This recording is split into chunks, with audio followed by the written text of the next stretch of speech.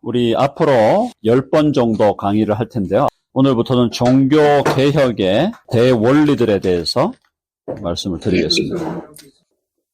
자, 종교개혁의 대원리입니다. 대원리. 여러분, 종교개혁 하면 뭐가 생각나시죠? 네, 마르틴 루터. 너무너무 잘하셨어요. 이번에 100점에 100점. 네. 자, 일단 우리가 종교개혁을 생각하면은 마틴 루터를 떠올리게 됩니다. 지금 교회를 다니셨는데 루터가 누군지 잘 모른다. 공부 안 하신 분들입니다. 네. 회개하셔야 돼요, 회개. 진짜요. 회개하셔야 돼. 지금 우리가 교회를 다닌다는 게 뭘 의미하는 건지를 아셔야 된다는 얘기예요. 오늘 그 역사를 조금 제가 말씀을 드릴게요. 자, 예수님이 오셨어요. 예수님 오시기 전이 무슨 시대죠? 구약시대죠. 해봅시다. 구약시대. 그리고 예수님 오신 다음이 무슨 시대예요? 신약시대. 구약시대가 끝나고 신약시대가 시작되었습니다. 구약은 오래된 언약. 오래된 언약이니까, 그죠? Old Covenant, 혹은 Old Testament라고 그러고, 신약은 새로운 언약, New Testament, New Covenant입니다. 신약 그러니까 새로 개발된 약품? 그렇게 생각하시는 분들이 또 있어요. 그러시면 안 되고, 신약은 새로운 언약이에요. 새로운 언약. 새로운 언약은 오랜 언약, 오래된 언약과 대비되는데, 여기서 이제 우리가 오래된 언약하고 새로운 언약의 관계를 조금 정립할 필요가 있습니다. 뭐냐면은, 오래된 언약, 구약하고 신약은요, 관계가 첫째로 연속성이 있습니다. 구약하고 신약이 연속성이 있어요. 자, 두 번째는 비연속성이 있어요. 해봅시다. 연속성. 비연속성. 좀 어려운 말이지만 우리가 단어를 조금 어렵게 쓰는 것은 우리 머리를 자극하는 거기 때문에 굉장히 좋은 거예요. 우리 지성에 쉬운 말만 쓰면은요, 나중에 나이가 들어가면서 베이비가 됩니다. 그렇게 하시면 안 돼요. 어려운 말을 자꾸 쓰셔야 됩니다. 자, 그래서 연속성과 비연속성이 있는데 이걸 제가 설명을 드리면 아실 거예요. 자, 구약과 신약의 연속성은 뭐가 연속성이냐? 제일 중요한 거, 동일한 하나님입니다. 하나님이 같으셔요. 다른 하나님입니까? 같은 하나님입니까? 구약의 하나님하고 우리가 믿는 신약의 하나님이 같으십니까? 다르십니까? 다르다고 하면은 이제 그분들은 우리 열외로 취급을 해야 되죠. 같은 하나님이에요. 맞죠? 구약의 하나님하고 신약의 하나님이 다른 하나님이 아니에요. 자, 두 번째. 구약에도 무엇으로 구원받습니까? 믿음입니까? 행위입니까? 믿음으로 구원이에요. 어떤 분들이 이렇게 오해하는 분들이 있어요. 구약에서는 행위로 구원받은 것 같은데요. 성경을 안 읽으신 분입니다. simply. 읽어도 모르는 분이에요. 구약과 신약이 같은 하나님을 믿는 거예요, 우리가. 아브라함의 하나님, 이삭의 하나님, 야곱의 하나님이 나의 하나님하고 같다고 믿는 겁니다. 이해되시죠? 그걸 정확하게 이해하셔야 돼요. 모세의 하나님이 예수님의 하나님이시고 또 여호수아의 하나님이 바울의 하나님이에요. 같은 하나님. 그리고 구약도 믿음으로 구원받는 겁니다. 구약에서 그 사람의 어떤 허물을 언급하지 않은 사람이 있었어요. 허물이 언급되지 않는 사람, 몇 사람 있어요. 창세기에 나오는 요셉 같은 사람, 요셉, 그 다음에 다니엘 같은 사람, 이런 분들에 대해서는 허물을 언급하지 않아요. 자, 그러나, 그렇다고 해서 그 사람들이 죄가 없었나요?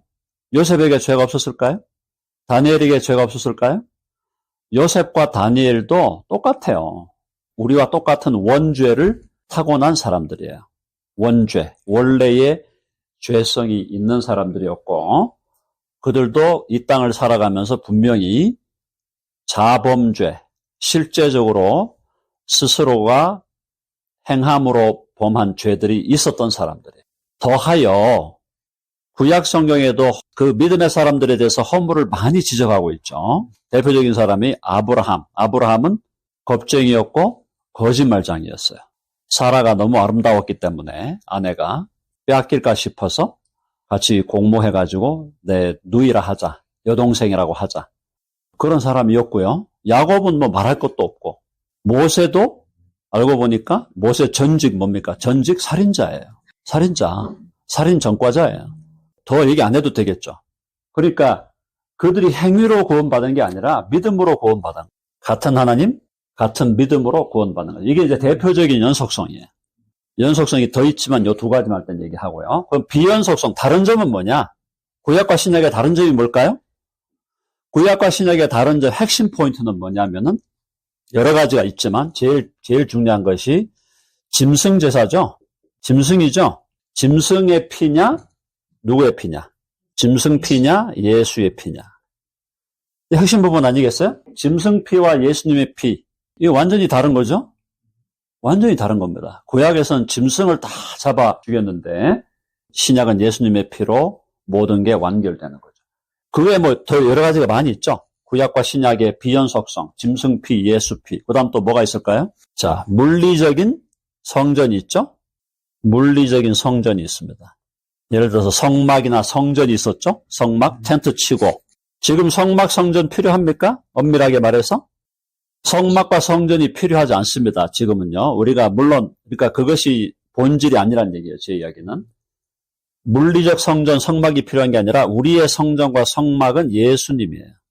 예수 성전, 예수 성막. 예수님이 성전이고 예수님이 성막이에요.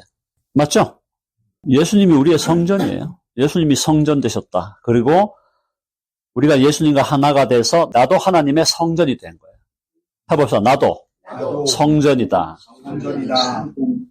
성전이 우리가 돌아다니는 walking temple, moving temple이에요. 그렇죠? 피가 달라졌고 성전 성막이 달라졌고 그 다음에 또 하나 핵심 포인트는 구약에 인간 제사장이 있었죠? 네, 인간 제사장이 있었어요. 인간. 근데 신약은 예수님이 인간 대제사장으로 합시다. 구약에 인간 대제사장이 있었는데 예수님이 우리의 대제사장이에요. 그렇죠?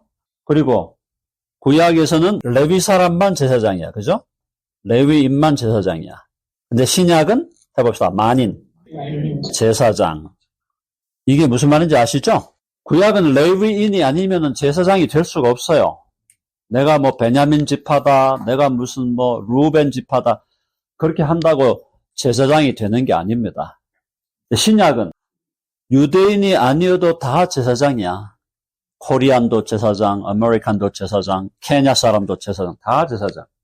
교회 직분과 관계없어요. 목사님도 제사장, 장로님도 제사장, 집사님도 제사장, 직분이 없는 사람도 제사장, 예수 금방 믿고 지금 바로 들어온 사람도 제사장이야, 다.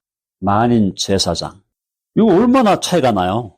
그러니까 신약과 구약, 구약과 신약이 이렇게 비연속성이 많으니까 우리가 이제 겉으로 볼 때는 구약과 신약은 엄청 다르네? 이렇게 생각하는 경우가 많죠.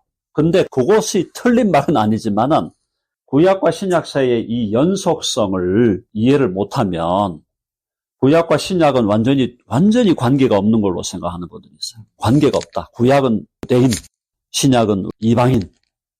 그러니까 뭐예요? 구약은 뭐 우리는 관심 안 가져도 돼. 우리가 무슨 뭐 창세기니 뭐 출애굽기니 구약에 나오는 내용 우리 알아서 뭐 하냐.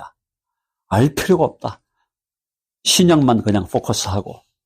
근데 재밌는 것은 신약 성경이 구약을 엄청나게 활용하고 있다는 거예요. 신약 성경 읽어보세요. 신약 성경 읽어보면은 한 3분의 1이 구약 내용이에요. 한 3분의 1이. 자, 그래서 오늘 제가 말씀드리고 싶은 것은 요거를 잘 이해하셔야 돼요. 일단요. 구약과 신약의 관계를 연속성과 비연속성, 영어로는 이제 continuity, discontinuity가 있다 이 말이에요. 그런데 신약 시대가 어떻게 흘러왔냐? 1세기 100년까지가 무슨 시대입니까? 요 100년까지가 무슨 시대? 여러분 우리 교회사를 가르쳐 드리는 거예요. 교회사 우리 알아야 돼요. 덴버 드림교회 교우들의 기본 과목은 교회사예요. 기본 과목이. 교회사는 특별한 사람만 공부한다? 아닙니다. 다 하셔야 돼요. 교회사에서 100년까지를 따라해 봅시다. 사도시대, 사도들의 시대입니다. 100년까지. 예수님이 이제 죽으시고 부활하시고 승천하신 것을 보통 우리가 AD 한 30년 정도로 보니까 AD 여기 한 30년 정도에 예수님이 죽으시고 부활하시고 승천하셨다. 그리고 그 30년도부터 100년까지가 사도들의 시대예요. 한 70년가량이. 이 사도들의 시대에 대표적 사도가 누구였죠? 대표적 사도가? 베드로, 또 요한. 요한, 또 바울이죠. 베드로, 요한, 바울. 그 외에 대표적인 다른 분들이 있는데 제일 늦게까지 살아남은 사도가 있었어요. 그분이 누구죠? 요한. 네, 요한. 요한의 죽음의 연도를 대략 98년으로 봅니다. 별세한 연도를 98년, 요한의. 자, 그래서 100년까지를 일단 사도시대라고 그러고, 사도시대부터 500년까지. 사도시대가 끝난 100년도부터 500년도까지를 우리가 이 시대를, 400년간의 이 시대를 뭐라고 부릅니까? 교부시대. 해봅시다. 교부시대. 교부라는 말이 뭐냐면 무슨 증서를 교부하는 거 아니에요. 교부는 교회 교자의 아버지 부자야. 교회의 아버지들. 교회 아버지들. Fathers of the Church. 우리 미국 역사도 미국 건국 조부라 그러잖아. 건국의 아버지들. 건국의 할아버지들. 그게 Founding Fathers잖아요. 똑같아요. 우리 교회 시대도 교회의 아버지들이 있었어. 교회의 아버지들의 시대가 교부 시대다. 자, 교부 시대.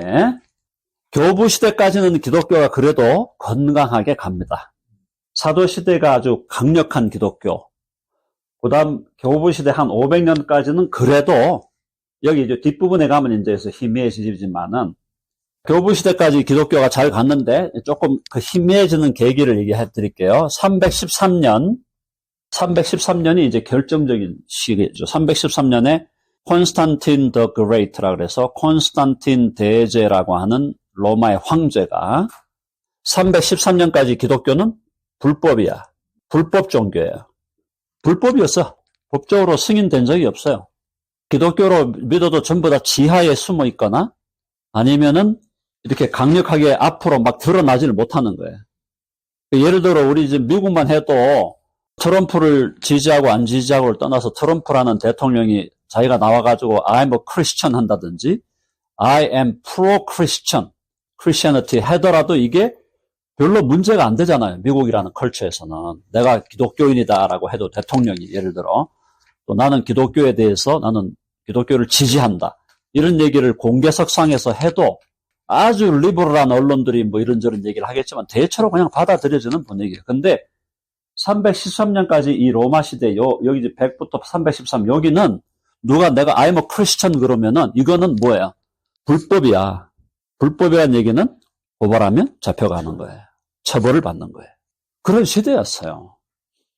그런데 313년에 황제가, 로마 황제가, 야, 기독교를 공인하는 거야. 승인을 하는 거야. 뭐야? 합법. 불법 종교에서 이제 합법 종교가 된 거야. 이게 아주 놀라운 일이죠, 이게. 합법 종교가 돼서 합법화를 시켰네요. 그리고는 380년에 황제 테오도시우스라는 또 황제가 나타났는데 이 황제는 한술 더 뜬 거야. 기독교를 국교로 만들어 국교가 돼버린 거야, 국교가.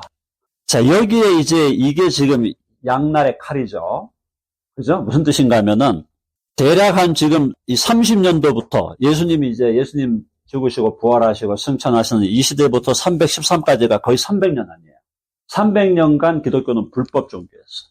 불법이니까 뭐 가능하면은 지하로 들어가 있거나 아니면은 그냥 살짝 앞에 나온다거나 막 드러내놓고 신앙생활을 못 하는 거예요. 그러다가 313년에 기독교가 공인됐네? 이제 슬슬 올라오는 거예요. 자, 공인되면서 슬슬 올라오는데 이때부터 공인이 되니까 이때부터 어떤 일이 벌어졌냐면은 사회의 지배계층들이 있잖아요. 대표적인 게 왕실에 있는 사람들하고 귀족들이에요. 왕실에 있는 사람들하고 귀족들이 크리스찬이 되는 거야. 많은 사람들이. 380년 국교?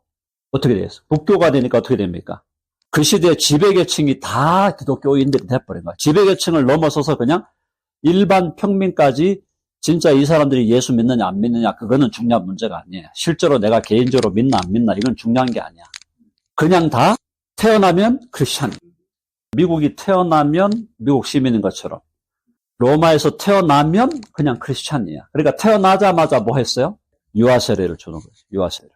자, 이렇게 이제 기독교가 380에 합법이 되면서 기독교는 결국 뭐가 돼? 국교가 되면서 이때부터 타락의 길로 가는 겁니다. 그러니까 313년에 공인되면서부터는 약간 증상이 약간 올라왔어. 약간 이제 이 피부에 트러블이 조금 생겼어. 근데 380년에 이 국교가 되고 나서 그다음부터 타락을 하는데 결국 뭐가 되는 거야? 나병이 시작된 거야. 요즘 한센시병 그래가지고. 이렇게 해서 기독교가 타락을 하잖아요. 타락을 이제 해가는데 이때부터 타락이 시작됐다고 봐야 돼. 보는데 이제 이 500년을 왜 500을 잡냐 하면은 대략 500년 잡는 겁니다. 476년에 로마 제국이 서쪽 동쪽으로 갈라져 있었어요. 그래서 로마 제국이 워낙 크니까 동쪽 로마 제국, 동로마 제국은 그리스부터 동쪽이에요. 그리스부터 동쪽이니까 지금 우리로 보면 동유럽, 소위 동유럽에서 끊어 내려와서 러시아, 그죠? 러시아, 폴란드, 사실 체코도 마찬가지. 쭉 내려와, 거기 다 동로마죠? 쭉 내려와서 불가리아, 이렇게 내려와서 그리스로 해갖고 이쪽은 전부 동로마. 그 다음에 이제 이탈리로부터 해서 이쪽 프랑스, 스페인까지가 서로마인데, 서로마 쪽이 어떻게 됩니까? 컬처가 게르만족, 유럽의 북쪽에 있었던 게르만족의 이동으로 인해서 로마 제국이 그나마 신사적인 문화, 그래도 기사도가 있는, 나름대로 로마가 그래도 참 품격이 있는 문화였는데, 이 문화가 야만족의 문화로 바뀌는 거예요. 서로마가 야만화가 되는 거예요. 서로마의 야만화가 되면서 로마의 문화를 그나마 지탱하는 로마의 나름대로 갖고 있던 로마의 법률적인 문화, 로마가 갖고 있는 그 인간적인 또 휴머니스트적인 그런 문화를 그대로 지탱하는 게 그게 교회였다는 거예요. 그러니까 일반 대중은 다 야만으로 넘어가 버리는데 이때부터 이제 교회가 야만화되는 이 사회에서 그나마 교회가 문화의 등불을 쥐고 가는.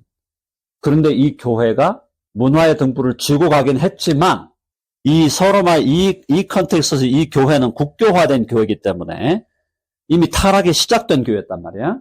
타락이 시작된 교회인데다가 서로마 쪽에서는 지금 이미 이제 모든 이 사회적인 소위 이제 우리 인프라스트럭처 하부 구조는 다 더 야만화가 돼가고 있는 상태에서 교회는 권력은 더 강해지고 또 문화력도 교회가 유지하다 보니까 결국 그 얘기는 뭐냐면 나중에 이제 중세로 가면 결국 뭐야? 성경을 읽을 수 있는 사람이 특별히 서유럽에는 성경을 읽을 수 있는 사람, 그때 성경이라는 건 라틴어 성경이니까 라틴어 성경을 읽을 수 있는 사람이 1% 아래였다는 거예요. 1% 아래. 그러니까 1%도 안 되는 사람만이 성경을 읽을 수 있었다라는 거죠. 자, 그래서 어쨌든 이 500년부터 1500까지, 1517년으로 봐야죠. 1517년까지 이 1000년의 기간을, 거의 1000년이죠. 500년으로 잡으면은 1000년의 기간을 우리가 중세라고 부릅니다. 그죠? 중세 시대라고 부르는데 이 중세 시대가 요즘 뭐 이제 일반 학계에서는 중세를 다크 에이지로 부르면 안 된다라는 견해들이 많이 나와요. 왜냐하면 그 사람들은 이제 신앙적으로 보질 않으니까. 근데 우리는 이 중세 시대는 다크 에이지다. 어둠의 시대다. 그리고 이때를 지배했던 것이 바로 로마 천주교죠. 로마 천주교회가, 그리고 이 로마 천주교회의 이 로마 천주교회를 지배했던 자가 우리가 이름을 교황이라고 부른다. 1000년의 기간 동안, 1000년이면 엄청난 겁니다. 우리가 100년 살기도 어려운데 1000년은 엄청난 세월이에요. 1000년의 기간 동안에 기독교가 로마 천주교회가 이제 기독교를 대표하는 것이 되면서 또 이 로마 천주교회를 지배하는 게 교황이 되면서 1000년 동안의 기독교가 부패와 타락을 길을 가는 겁니다. 1000년 동안. 자, 가는데 사실 이제 그림을 우리가 지금 제가 이렇게 그렸지만 원칙적으로 그리려면 여기서 타락했는 그림이 이렇게 내려가야 되죠. 가톨릭이. 그죠? 가톨릭이 계속 타락해가는 거예요. 이렇게 쭉 내려오는 거예요. 쭉 내려오고, 자, 그러면 1000년 동안에 우리 초기 기독교, 복음주의적인 기독교, 이 사도시대의 기독교와 교부시대의 이 좋은 복음적인 전통을 그대로 유지하려던 가톨릭 이 1000년 시대의 복음주의적 전통이 없었냐? 아니에요. 있었습니다. 그런데 그건 소수였다. 그죠? 소수의 복음주의적 전통이 중세시대에도 있었다는 겁니다. 소수의 복음주의 전통은 계속 내려옵니다. 사라지지 않아요. 내려오지만 큰 틀은 다 타락하고 부패하는 거예요. 일단은 교회에서 소위 교황, 또 그 밑에 추기경, 또 그 밑에 주교 이래가지고 대체로 다 그냥 정통 기독교가 아닌 이제 가톨릭적인 사이비적인 기독교로 쭉 타락을 하는데, 이 컨텍스트에서 그래도 복음주의적인 전통을 나름대로 지키려고 했던 사람들이 있었다라는 거죠. 그래서 그 대표적인 인물들을 제가 얘기를 해드릴게요. 자, 첫 번째 우리 복음주의, 소수의 복음주의 전통입니다. 중세 때 복음주의 전통을 지탱했던 사람들. 대표적인 것이 왈도파라는 게 있어요. 왈도파. 피터 왈도라는 사람이 이태리 사람이었어요. 근데 이 왈도가 이태리 사람이었는데, 북부 이태리. 이 사람이 아주 부유했어요. 지금으로 말하면 빌리어네어야. 엄청나게 부유한 사람인데, 이 사람이 어떤 계기로 말씀을 통해서 복음을 발견한 거예요. 이 사람이 이제 12세기 말입니다. 12세기 말. 1100년에서 1150년경 된다고. 자, 그래서 이때 이 사람이 개종을 해갖고 기독교를 이제 복음을 발견하고 나서는 자기 전 재산을 다 팔아가지고, 전 재산을 다 자기 생활할 것만 빼고 다 팔아가지고 가난한 사람들을 돕고, 또 정통의 교회들이 세워지도록 애를 쓰고 이런 개혁운동을 한 거예요. 그러니까 지금 비교적 지금 1150년 이전까지 피터 왈도라는 사람이 나오기 전까지는요, 이걸 조금 번호를 2번으로 해볼게요. 왈도를 2번으로 보고 복음주의 전통의 1번을 건강한 스토원으로 보겠습니다. 건강한 스토원. 중세시대 때 스토원은 벌써 이제 이때부터 시작이 되니까 500년부터 벌써 스토원들이 시작이 되거든요. 중세는. 근데 스토원에서 건강한 스토원이나 건강한 스토원에 있는 일부 지도자들 중에 그래도 복음적인 전통을 유지해온 사람들이 있었어요. 스토원 중심으로. 두 번째가 왈도파. 그 다음에 이제 세 번째 대표적인 사람이죠. 이제 사람이 우리가 잘 알고 있는, 여러분들 들어봤을 거예요. 위클리프라는 사람이 있었어요. 위클리프 아시죠? 위클리프는 어느 나라 사람이냐? 영국 사람이에요. 영국의 위클리프라는 사람이 영국 사람인데, 이 영국의 옥스퍼드 대학의 교수였는데요. 이 사람이 대략 한 1350년경이에요. 위클리프가 등장해갖고, 이 위클리프는 역시 교회의 개혁을 시도하면서, 위클리프는 이때 가장 강력하게 얘기하는 게 교황을 비판합니다. 교황 비판. 교황을 비판하고, 이 위클리프가 강조했던 게 한번 해봅시다. 오직 성경. 네. 핵심이죠? 성경으로 돌아가라. 기본으로 돌아가라 이거예요. Back to the Bible, back to basics. 자, 그래서 교황을 비판하면서 오직 성경으로 돌아가자라고 얘기하면서 성경을 영어로 번역합니다. 성경을 영어로 번역하는 일을 위클리프가 하게 되는 거예요. 그래서 이제 이때부터 사실은 이 왈도라는 사람은 이제 북이태리에서 시작해가지고 이제 조금 이렇게 중유럽, 중부유럽, 센트럴 유럽 쪽으로 많이 영향을 줬다면, 위클리프는 영국에서 시작됐다 보니까 영국 전역에서 이제 위클리프를 따르는 사람들이 나오고, 그렇게 해서 상당히 이제 영향을 미치게 되는데, 이 위클리프에게 영향을 받았던 또 한 사람이 있어요. 그 한 사람이 체코의 얀 후스라는 사람이에요. 해보세요. 얀 후스라는 사람이 있는데, 이 얀 후스가 체코 사람, 체코의 프라하 도시 아시죠? 프라하. 이 프라하라는 도시에 위클리프는 학자였고, 얀 후스는 가톨릭 성직자인데요. 가톨릭 신부인데, 이 사람이 이제 체코 프라하에서 가톨릭의 대학에서 학장까지 하던 분이었는데, 이제 이분이 결국은 위클리프의 영향을 받습니다. 위클리프의 영향을 받아가지고 얀 후스가 똑같아요. 교황 비판. 교황, 네가 하나님의 대리자냐? 아니다. 너 내려와. 너는 내려와라. 내려오고 하나님의 대리자는 예수 그리스도밖에 없다. 어떻게 교황이 하나님의 대리자예요? 우리는 예수님이 계신데. 비판하면서 역시 이 위클리프도 아까 얘기한 위클리프의 주장도 여기도 다, 여기 핵심 포인트가 왈도파도 아까 얘기 안 했지만 이것도 오직 믿음이에요. 오직 믿음, 오직 성경. 이게 같이 가는 거죠. 위클리프도 오직 성경, 오직 믿음. 그 다음에 체코 야누스도 교황 비판하면서 오직 성경, 오직 믿음을 강조하게 되는 거예요. 믿음으로 구원받는 거예요. 가톨릭 천녀는 믿음이 아니었잖아요. 행위로 구원받는 거잖아요. 자, 그래서 이걸 강조했던 게 얀 후스. 얀 후스가 이제 화형을 당합니다. 화형을 당하는 현장이에요. 화형을 당하는 현장에 얀 후스가 마지막 남긴 말이 뭐였냐면은 이 얀 후스라는 말이 HUS입니다. 이 얀 후스에서 이 얀은 우리 영어로는 존이야, 존. 얀이 존이에요. 후스가 체코 말인데 이게 영어로 하면 구스야. 구스, 거위. 자, 그래서 후스가 뭐라 그러냐면 나는 거위다. 나는 거위로서 지금 오늘 이 시간 죽음을 맞아 사라진다. 그게 1415년이에요. 얀 후스가 죽은 게. 이때 이제 죽으면서 뭐라 그랬냐 하면은 내가 지금 구스다. 자기 이름이 구스니까. 거위인 나는 죽지만 100년 후에 누가 온다고? 스완이 온다. 백조가 나타날 터인데 이 백조가 나타나면 너희들이 감당이 안 될 거다. 그렇게 얘기를 한 거예요.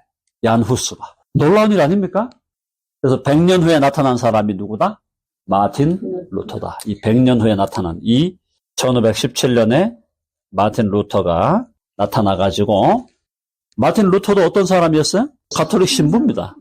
신부인데 하나님께서 루터에게 은혜를 주셨던 건 뭐냐면 루터가 신부인데 본인이 구원의 확신이 없는 거야. 구원의 확신이 없어. 지금 내가 죽는다고 생각할 때 자기는 지옥 갈 거야. 지옥이 너무 분명한 거예요.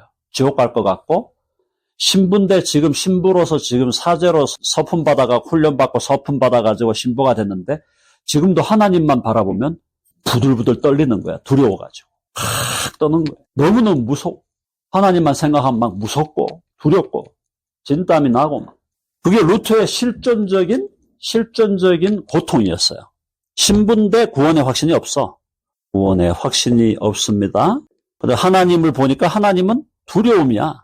하나님 자체가 그냥 두려움이야. 공포야. 너무너무 두렵고 공포, 떨고. 그 다음에 양심은 어떻게 했을까요?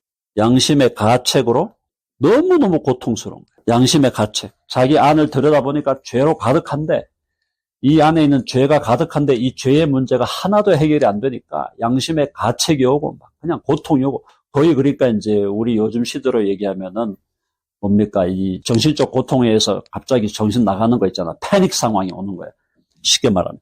이런 상황에서 루터가 마지막까지 갔을 때 어떤 상황까지 갔냐면은 하나님을 증오하는 상황까지 가는 거예요. 하나님께 고백합니다. 나는 하나님 당신을 증오합니다.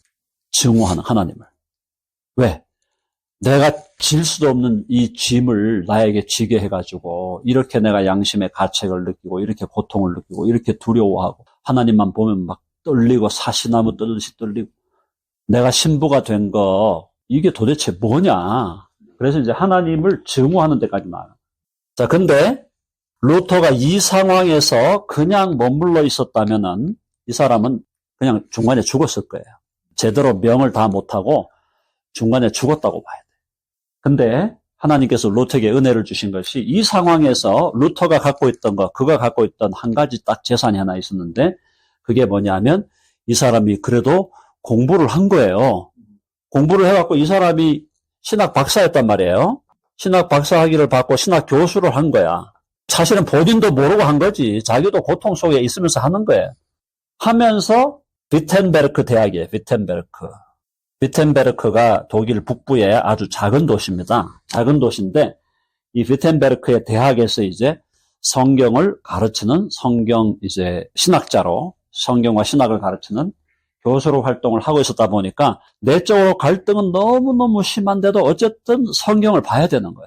그래가지고 그 갈등 속에서 실존적인 갈등 속에서 루터가 결국은 성경을 연구하면서 거기서 성경에서 복음을 재발견하는.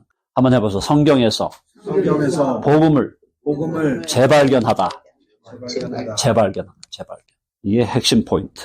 1517년 이전에 이미 한 1513년 정도 어간 12년. 그러니까 이 1517년보다 한 3, 4년 전에 그때부터 이제 성경을 루터가 연구하면서 로마서를 연구하고 갈라디아서를 연구하고 시편을 연구하면서 이 사람이 깨달았던 복음의 핵심이 뭐냐? 한번 따라해 봅시다. 우리 잘 아는 거죠. 한번 해봅시다. 이신칭의라는 게 영어로 justification through faith 혹은 by faith. 믿음으로 하나님 앞에 의롭다 인정을 받는 거예요. 오직 믿음으로 하나님 앞에 의롭다 인정을 받는 겁니다. 행위가 아니고 오직 믿음. 누구를 믿는 믿음? 예수님의 옷자락을 붙드는 그 믿음. 그래서 예수님을 믿는 믿음으로 하나님 앞에 너는 의인이야. 네가 어떤 행위를 잘해서 의인이 된 게 아니고, 네가 뭐 신부로서 책임을 잘 감당해서 의인이 된 게 아니고, 네가 무슨 종교적인 열심과 헌신이 있어가지고 헌금을 많이 해가지고 네가 의인 되는 게 아니고, 네 이름으로 무슨 예배당을 건축을 해갖고 그 예배당에다가 자기 이름을 갖다가 누구 메모리얼 무슨 예배당으로 만들어서 네가 구원 의롭다함 받는 게 아니고, 너를 위해 십자가에서 죽으시고 피 흘리시고 몸을 찢어주신, 그죠? 살을 찢으시고 피 흘려주신 예수 그리스도, 그리고 죽었다가 3일 만에 살아나셔서 지금도 우리와 함께 계시는 예수 그리스도를 믿음으로 의롭다함을 받는 요 진리를 루터가 발견하면서, 그걸 발견하고 나서 17년에 그가 언제 17년 10월 31일 미국은 할로윈이죠. 미국의 할로윈이 이게 마귀적인 거예요. 그래서 우리 개신교 입장에서 볼 때 10월 31일은 개신교의 탄생일이거든요. 어떻게 보면 기독교가 회복된 날이란 말이야. 사도적 기독교, 사도시대의 기독교, 또 건강했던 교부시대의 기독교가 회복된 게, 복음적인 기독교가 회복된 날이 10월 31일인데 이걸 할로윈으로 만들어 놨잖아. 지금 마귀를 셀러브레이트 하는 날로. 근데 10월 31일 날 위텐베르크 성에 성에 있는 교회 채플 있잖아. 그 채플의 정문에다가 95개조 반박문, 95개조 반박문을 영어로 뭐라 그럽니까? 우리가 nailed it 그럽니다. nailed it이 뭐예요? 못으로 박아갖고 반박문을 거기다가 못으로 딱 땅땅땅 해가지고 반박문을 걸은 거예요. 그게 10월 31일. 이때 이 95개조 반박문의 핵심은 오직 믿음으로 구원을 얻는다. 오직 믿음으로 하나님 앞에 의롭다함을 얻기 때문에 면죄부 그거 필요 없다. 면죄부 팔지 말아라. 그리고 교황의 말도 성경의 말에 비추어 봐서 교황 말이 성경 말씀하고 모순되면은 교황의 말 들을 필요가 없다. 전부 개소리다. 그 얘기를 한 거예요. 그게 지금 이 95개조 반박문이야. 죽을 각오를 한 거지, 죽을 각오를. 그래서 다음에 제가 기회 되면 95개조 반박문을 제가 카피를 하든지 여러분 카톡으로 보내드릴게요. 자, 그래서 이 95개조 반박문을 딱 nailed it, 못으로 박아서 땅땅땅 해놨는데, 이게 이제 종교개혁의 뭐가 된 거예요? 도화선 시작이 된 거예요. 의도는 아니었죠. 못 박을 때는 그냥 학자들끼리 토론하자는 거예요.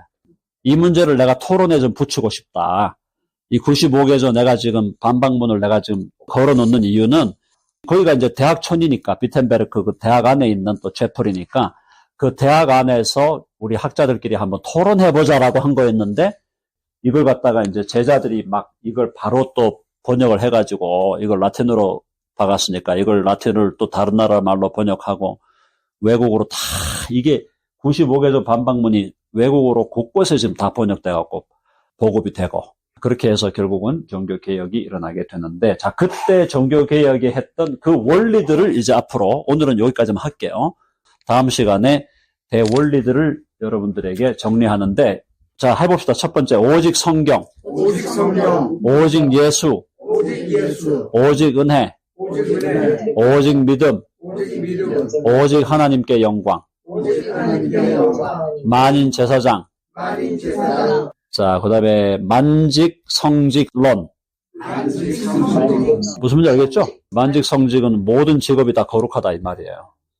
모든 직업이 다 거룩하다 그 말이에요. 그 다음에 한 번 개혁된 교회는 항상 개혁하는 교회로. 무슨